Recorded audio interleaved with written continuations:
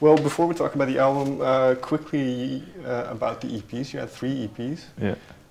Let's start with Greatest Hits, which was full of covers. Yeah. How did you pick the songs that you would cover?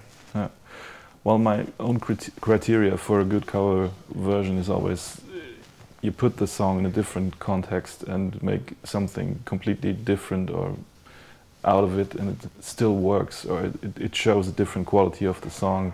That's what I always try to do, and that's what I like about cover versions of other artists. Mm-hmm. So for that one I tried probably 20 songs, and then for the 5 that are actually on the EP, or 6, it worked the best, that I could actually add something to it that maybe was there before, but now it's more in the open, if you want to say it. And doing covers, you mentioned earlier that you did covers before. Does it teach you anything about songwriting, because these are compositions by other artists? Yes, of course. Yeah, it's very educating to look at songs and look at the actual structure. And then, well, being a musician, I probably listen to music all the time like that.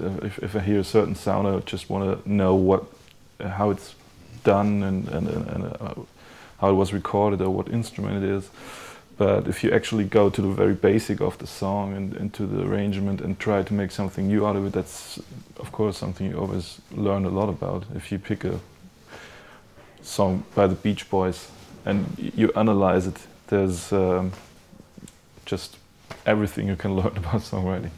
So with the Greatest Hits EP, is there one thing you took away from maybe a song or from just the whole process? I don't know what if I could name something specific, but it's just well, for example, I did this version of Careless Whisper, which is of course like a world hit, but it was the moment when I heard it on the radio without the saxophone solo, and I thought, that's a great song. And then the saxophone kicked in and I said, oh, that's that song. Jesus. And I was like, if you left it out or put it a little bit different, you see like that it's an actual pretty dark song and a very emotional song, and you can see that probably the sound of a song just determines it a lot more than the actual songwriting sometimes. Mm-hmm. So and I think this kind of goes with your new album as well, so we'll save that for the album. But then there's the EP, the Lufthansa Heist. Yeah. What was your aim with that EP? That goes back to the days when I first probably discovered music that wanted me to make music. I grew up with classical music, but then I, of course, listened to the radio and to pop music a little bit, but the first music that I discovered that actually had like an attitude and made me want to start a band was then grunge, or the indie rock, the US indie rock of the early 90s. And so out of maybe gratitude for this, that moment basically formed my life that way. I just wanted to do a little homage to these days, and so I made this indie rock kind of grungy EP as a thank you to the era. Because was that kind of a side of you that you missed in a way, because of Get Well Soon and all the albums and directions you went in? Was that something that you felt was lacking in a way? I would say that's still around somewhere in the whole concept of Get Well Soon, but it's not that obvious, of course. And it was fun to actually make some noise for a change. That's I don't know if I missed it, but I just can say it was great fun to play it live and to record it. And then the third EP I want to talk about is Henry, the Infinite Desire of Heinrich Zeppelin Alfred from Nuhlmeier. Yes. It's quite a mouthful, but again, what? Because you mentioned each of these EPs was kind of for you a special project. So what was your aim with this one? What did you want to get out? Yeah, well, this one is just based on one novel by one of my favorite authors. He's Arnold Stadler, German author, and he's been inspiring me for years, and especially this book is like one of the favorite pieces of literature I know, and so that's another kind of thank you or another homage for the inspiration that it gave to me, and it's that's that. It's very conceptual work. I don't know the author, so I'm not sure if Yeah. he's still alive or not. But do you know if he heard your music? Yeah, I sent it to him, and I've met him a few times, and we even did like a performance together. He read out of the book, and we played the songs. It was really great. He's a great guy, really funny guy, and so yeah, that was a great experience.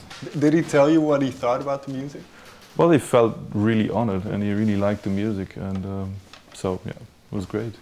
Mm-hmm. And well, your previous album was 2012. Then these EPs came in between. When did you get ready for your fourth album, Love? Yeah, I think I was ready right after the EPs when they were released. I had this moment where I thought, okay, now I'm ready. I got up in the morning and thought, okay, I want to do this. I want to do an album about love. I want to call it Love, and it's gonna be more of a songwriter album. All just became clear to me at that moment. So, why Love? I don't know. There's no real autobiographical incident that like really caused this choice. It's just some sort of an epiphany I had, you know.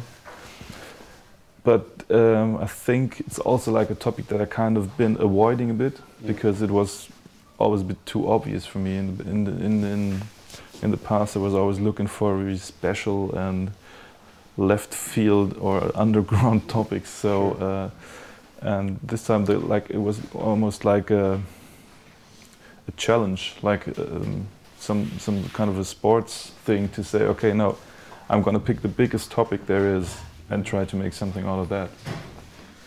What was the first song that you started writing after that epiphany moment? That's a good. I don't really remember what was the song. What was different to the other albums is that you could consider the other albums more like of producer albums, and this one is like a songwriter album because at this time I actually just sat down with the guitar or on the piano and wrote songs and then made the arrangement and the sound and the whole production afterwards. Now the other albums, that was just like one giant step. I've written on the computer, I've arranged and composed and had like the whole sound in mind, and this time I just really wanted to focus on the song and add the sound afterwards. So, but the first song I don't really remember, to be honest. You mentioned, well, love. It is this recurring theme in music. It's this huge thing. Everybody's, in a sense, singing about love. So, how did you approach it so that it wouldn't be the same as you mentioned? You previously liked kind of underground topics. So, how did you find a perspective on love that was different? Well, the great thing about this topic is that it's so subjective and it's so personal. So I didn't really feel that it was really dangerous to just say what everybody else said, because if you really want to sincerely write about love, you have to be personal and you have to have your own perspective. So I thought, hey, it's me writing about love, so that's unique anyway, in a way, you know. But I didn't double check. It's impossible to say something about love that hasn't been there before. But now I've said it, so it's probably different for me anyway. What you mentioned earlier, this in a sense, happy sounding songs, uplifting sounding songs, but then if you take a closer look, it becomes quite dark. So was it important for you to have that in the music? Yeah, I think that whole concept has always been like appealing to me, to have like really harmonic sounding songs, beautiful sounding songs, but there's always like this dark secret to them. That's just what I like about other songwriters, like, I don't know, Morrissey or Bowie even, right? It's really dark lyrics if you look at them. And well, it's just a matter of taste, but of course I see love as a very ambivalent word. You know, I think that, of course, it's way more conceived, way more positive than it actually is, because yeah, it causes equally much problems as it causes, well, luck or yeah. And I wrote, this kind of ties in with that, I wrote, I think it was from 33, love is an awful enemy, my dear. Yeah. So is that kind of, where did that line come from?